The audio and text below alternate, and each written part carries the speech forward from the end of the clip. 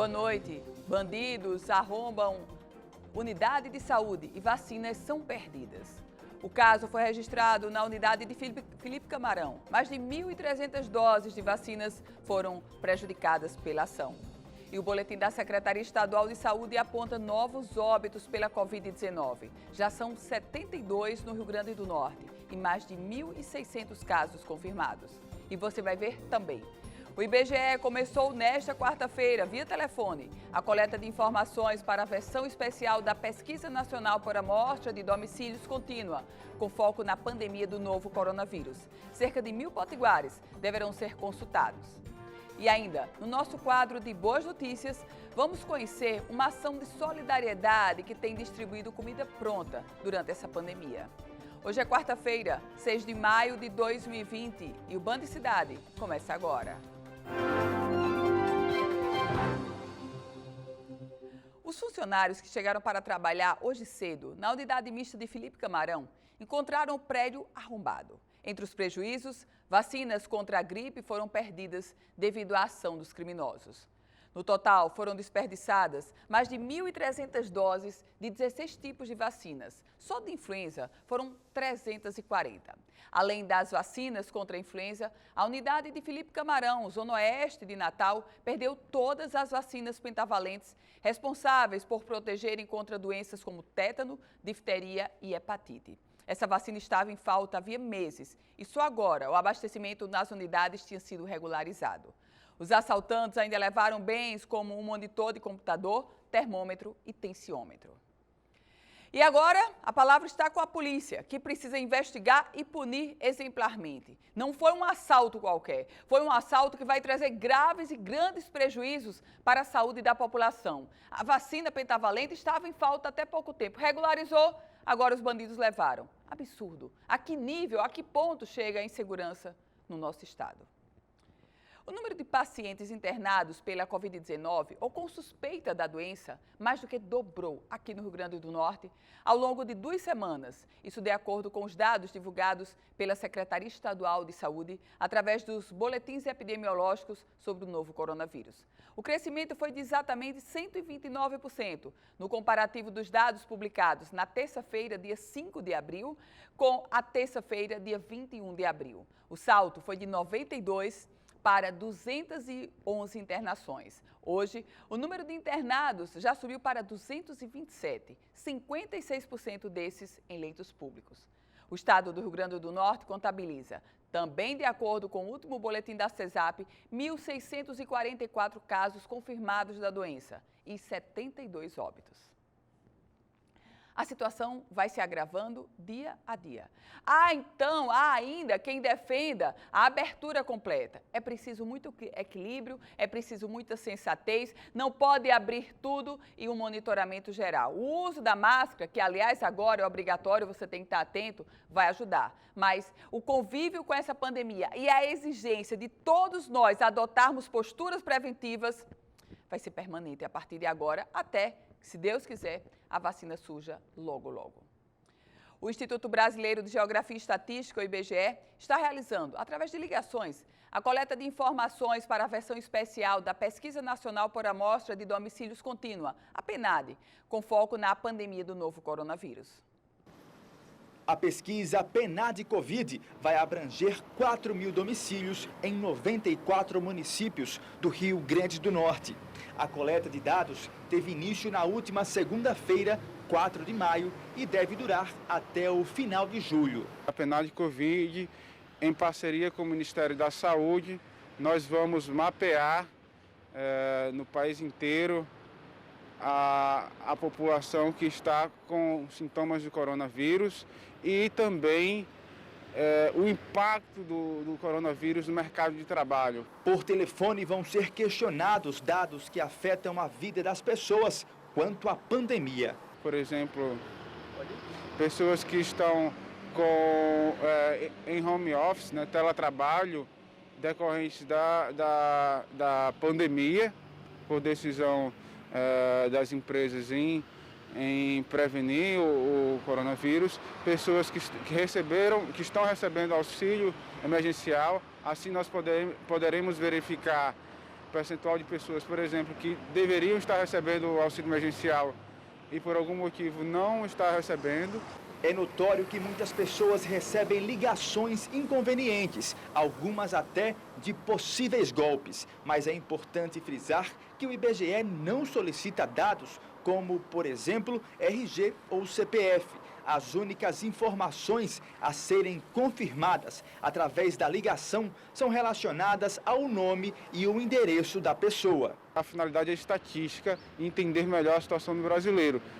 Então, se alguém perguntar o CPF ou RG, não responda, porque o IBGE não faz esse tipo de pergunta. Para verificar se a ligação feita é realmente de um agente do IBGE, nós disponibilizamos 2 canais. Primeiro é o 0800 721 8181, que você pode verificar a matrícula do entrevistador, o RG e o CPF dele. E você pode verificar também por meio do site respondendo.ibge.gov.br a foto e matrícula e CPF do entrevistador. O prefeito Luiz Eduardo Bento da Silva, da cidade de Maxaranguape, revogou o decreto que autorizava a reabertura de bares, restaurantes, quiosques, academias de ginástica e até passeios de quadriciclo e bugs naquela cidade, litoral norte do Rio Grande do Norte. A decisão do gestor de recuar aconteceu após a recomendação do Ministério Público. Dessa forma, o prefeito publicou um novo decreto, tornando sem efeito o seu ato anterior. O prefeito Luiz Eduardo, da cidade de Maxaranguape, perdeu uma belíssima oportunidade de ficar calado. Perdeu uma belíssima oportunidade de mostrar um desserviço para a população daquela cidade. O que ele tentou fazer foi uma insanidade.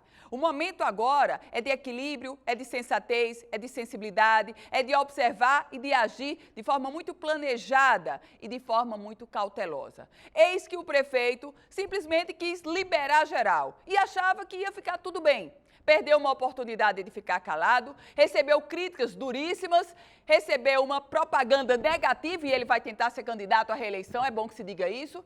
E agora, com a recomendação do Ministério Público, ele, caladinho, foi lá e revogou o decreto. Absurdo o que o prefeito queria fazer. A gente precisa fazer o planejamento de reabrir, mas a palavra de ordem é sensibilidade e planejamento. O que ele simplesmente queria fazer era o chamado LG, aliás, liberar geral. O momento de pandemia exige equilíbrio, sobretudo dos gestores.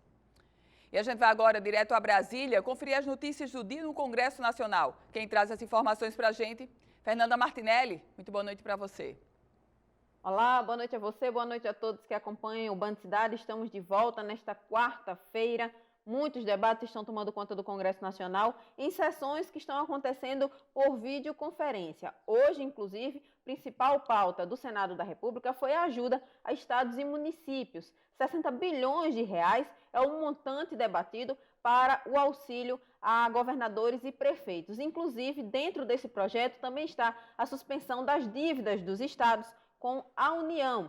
Tudo isso para ajudar a trazer os investimentos dos estados e municípios para o combate à Covid-19, com um aumento no número de leitos. Inclusive, muitos governadores estão solicitando isso ao Ministério da Saúde e também mais investimentos na saúde para atender ao maior número de pessoas possível. Muitos estados já estão entrando em lockdown, fechamento total para diminuir os números que estão cada vez mais crescentes. Outros assuntos também estão tomando conta dos debates no Congresso Nacional. Um deles é a questão do Enem. Parlamentares estão solicitando o adiamento das provas do Enem, que geralmente acontecem perto do final do ano, e pedindo mais 6 meses para que os alunos possam se preparar.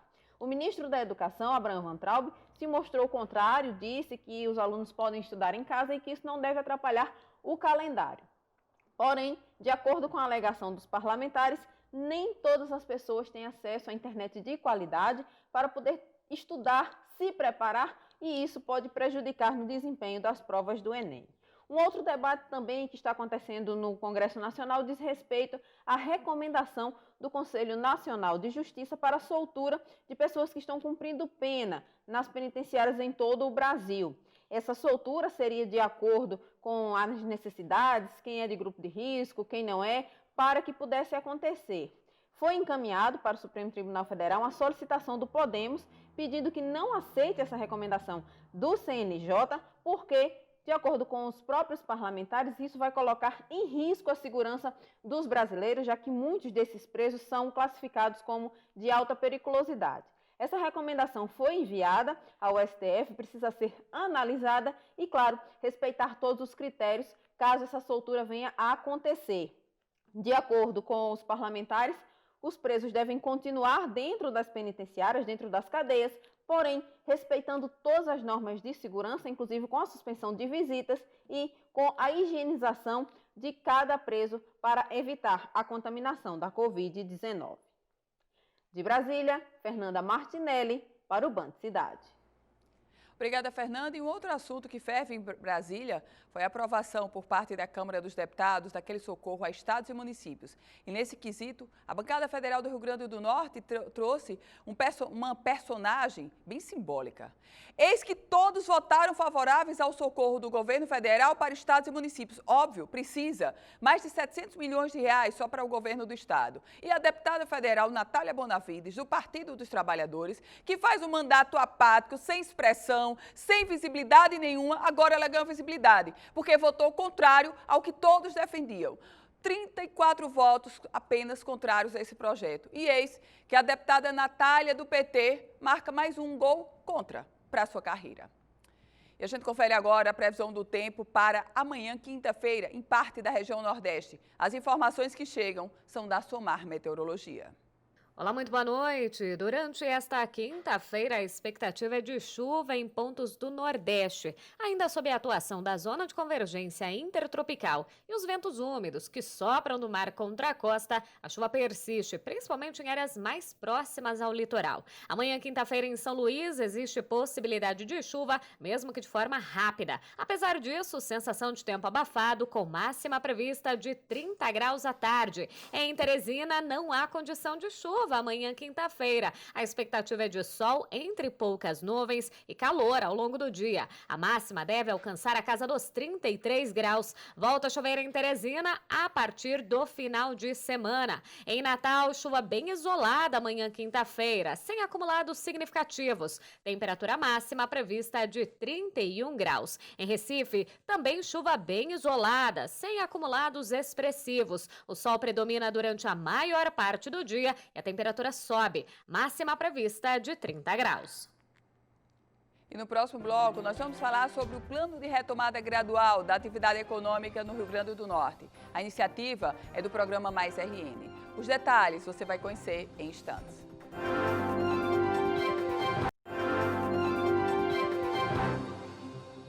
As federações da Indústria, Comércio e Agricultura do Rio Grande do Norte apresentaram ao governo do estado uma proposta para a retomada gradual da atividade econômica. Trata-se de um planejamento estratégico feito pelo projeto Mais RN, que sugere uma agenda para ações consideradas como pré-requisitos para a recuperação econômica no Rio Grande do Norte. Para detalhar esse plano, a gente conversa agora, via Skype, com José Bezerra Marinho, ele que coordenou a iniciativa e também é coordenador do projeto Mais RN. Coordenador, muito boa noite, bem-vindo ao Band Cidade.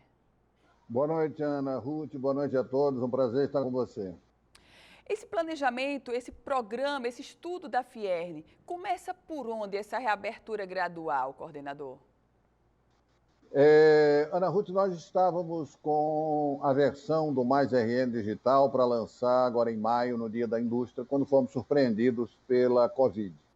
E o presidente Amaro orientou no sentido que a gente transformasse esse portal, essa versão digital do Mais RN, em um local em que pudesse entrar com um serviço prestado ao cliente fundamental da Federação das Indústrias, que é o industrial. E nós começamos esse trabalho.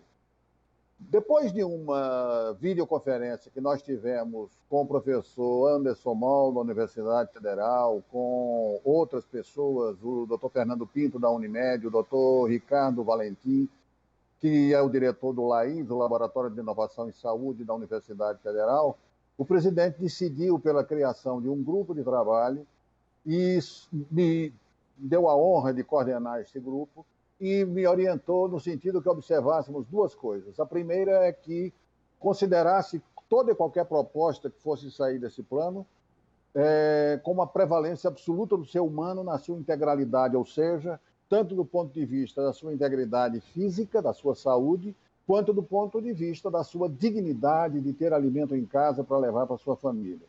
A outra orientação é que ele iria falar com seus colegas presidentes das outras federações e de algumas outras instituições, como o SEBRAE, alguma Secretaria de Estado, para que todos mandassem representantes e pudessem construir, para que nós pudéssemos construir esse plano com a colaboração de todos. Então, esse plano nasce para oferecer, diante desse momento, onde se tem o famoso impasse, o famoso paradoxo, de um lado você precisa garantir a saúde, a sobrevivência saudável das pessoas, e do outro lado você tem que ter atividade econômica acontecendo para poder a sobrevivência dessas pessoas também, na dignidade com a sua família, com o alimento, poder acontecer.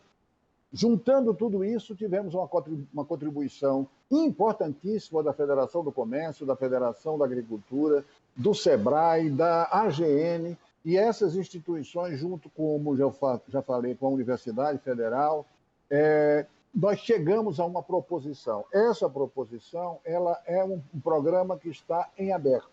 Em aberto porque sempre chegarão novas informações. Por exemplo, você vem acompanhando e cobrindo muito bem essa nossa circunstância. A Covid está aí e nós precisamos monitorar diariamente o número de leitos disponíveis, os níveis de testagem, qual é a disponibilidade de leito de UTI com respirador. Tudo isso alimenta, de um lado, o plano. E, do outro lado, nós fizemos um planejamento de retomada das atividades por setores, a partir dessas informações e da folga, vamos dizer assim, que a gente tiver na disposição de leitos, dos meios do sistema público de saúde atender a demanda. Então, o plano oferece uma alternativa, um vislumbre, não apenas ao Estado, ao governo que tem que tomar decisão, governador e prefeitos, mas também ao empresário. Vou lhe dar um exemplo concreto. As escolas estão, por definição, sabendo que as suas atividades não se iniciarão antes de 1º de junho. Ora, isso permite que o empresário dessa área saiba o que pode disponibilizar, o que pode dispensar, descontinuar no momento, porque ele não vai ser tomado de surpresa por tendo que voltar a essa atividade de uma hora para outra. Por outro lado, o plano não estabeleceu uma data para começar. Embora tenha tentado, no início, estabelecer uma data, mas nós estabelecemos, veio outro decreto, adiou novamente. Hoje, nós temos uma proposição que foi entendida pela governadora como extraordinariamente boa. O professor Ricardo Valentim, que dirige o LAIS, que é uma referência nacional e internacional, disse que merece um estudo de caso pela qualidade que se conseguiu. E mais do que isso, o secretário de Planejamento entendeu que o rumo a ser tomado é esse plano. Então, como você vê, há uma conjunção aí que favorece o entendimento de que agora nós temos um rumo. Coordenador, e nesse aspecto de que agora a gente tem um rumo, de forma bem prática, qual seria a primeira atividade a voltar às suas funções, aos seus serviços?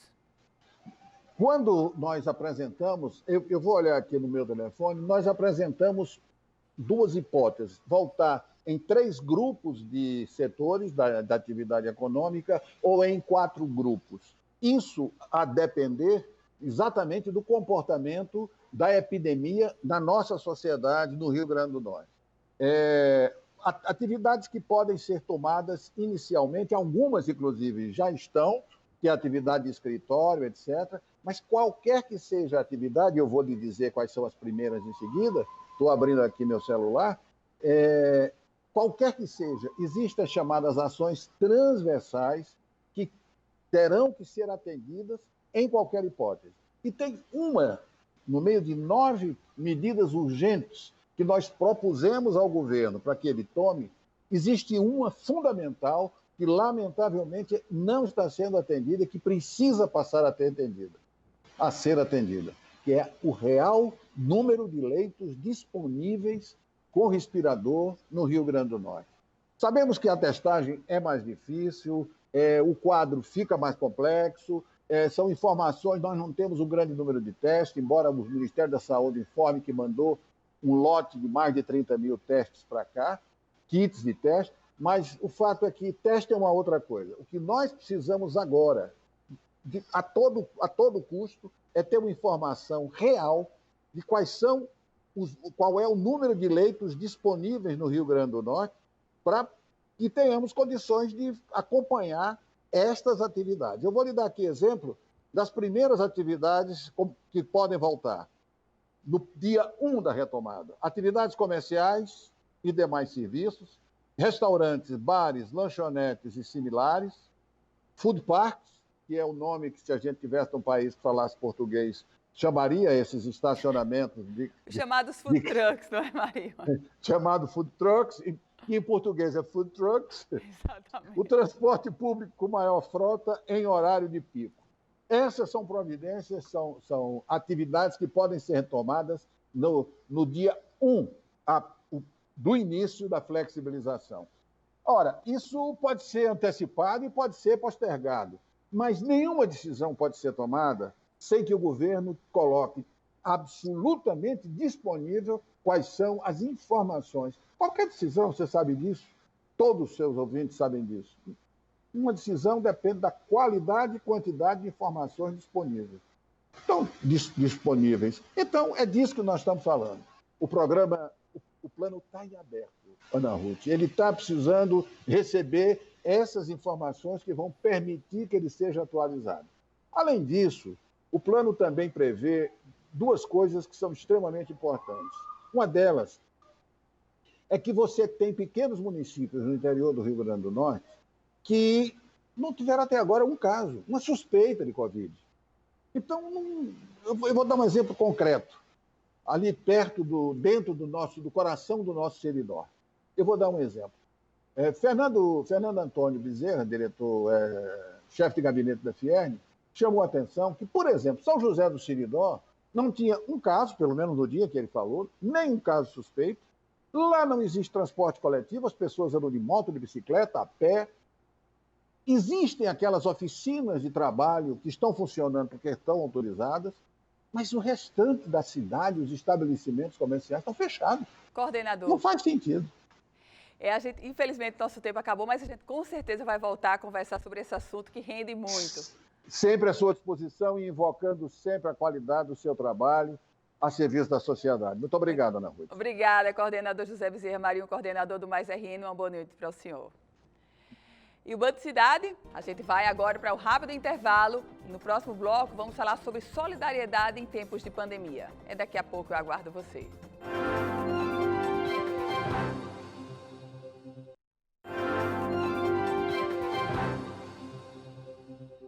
E a solidariedade vem fazendo a diferença em tempos de pandemia. Fazer o bem para ajudar a quem mais precisa. A reportagem é de Gilberto Manioto.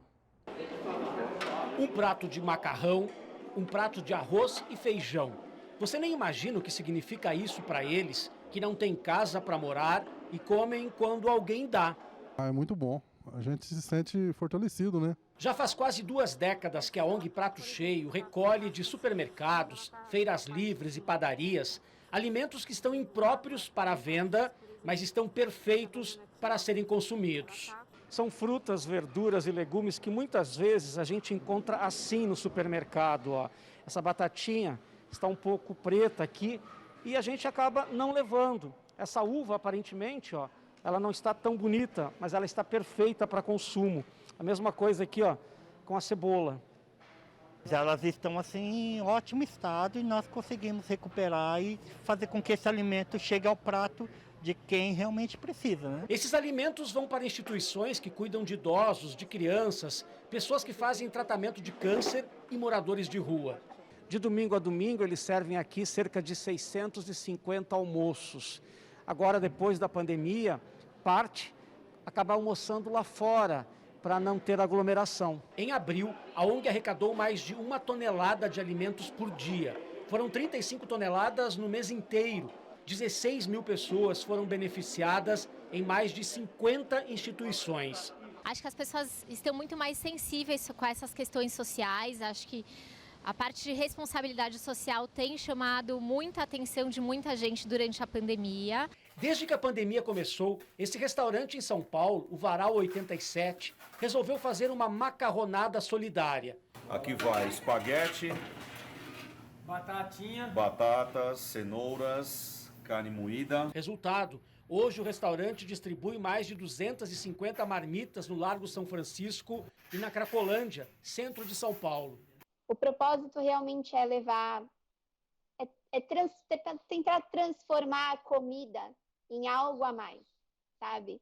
Porque o que essas pessoas precisam, muitas vezes, não é a comida, não é o dinheiro, é a esperança. E as noites de terça-feira na Band voltaram a ficar mais saborosas e competitivas. Isso porque estreou ontem a reexibição da primeira temporada do MasterChef Profissionais. Preparem os aventais e nada de amadorismo. A gente é profissional, entendeu? Que foi? Admirando você. O MasterChef está de volta à tela da Band. A partir das 10h45 da noite, é hora de reviver uma das temporadas mais marcantes da história do programa. A primeira entre os profissionais. Vai. 4 anos depois da gravação dessa temporada, o momento que o mundo vive hoje é completamente diferente e desafiador. Restaurantes fechados e população em casa. E aí se tem uma coisa que o MasterChef e a quarentena têm em comum, é que os dois inspiram as pessoas a cozinhar mais. Porque quando você vê comida de noite, você tem vontade de ir para o fogão ou de pelo menos anotar o que o cara está fazendo ali para tentar alguma coisa parecida no dia seguinte. O MasterChef vai cair que nem uma luva, tá? Para você ficar com a família, comendo, cozinhando e se divertindo. O Rodrigo foi um dos 14 participantes dessa edição. Hoje ele é chefe executivo de uma rede de restaurantes em São Paulo. Durante a quarentena, precisou se reinventar. Tem cozinhado em casa mesmo e entregado comida para os vizinhos. Eu sei fazer. Colocar um pouco de queijo. Cozinhar da minha casa e poder levar da minha casa a minha comida para quem estiver dentro do meu raio de atendimento, né? Então acho que só vai gerar coisa boa. A próxima edição inédita do MasterChef já está no forno, mas enquanto a pandemia não passa, é de casa que Ana Paula Padrão e companhia vão saborear novamente os pratos e as histórias dessa disputada competição. O MasterChef tem a beleza de tratar de um assunto que todo mundo entende alguma coisa que é comida, mas também trazer gente. Gente é muito importante, né? E o Band Cidade vai ficando por aqui. Se você quiser rever todas as informações sobre a política do Rio Grande do Norte e do Brasil, vai no site politicainfoco.com. Acompanhe agora o Jornal da Band e a gente se encontra amanhã, 18h50. Boa noite para você.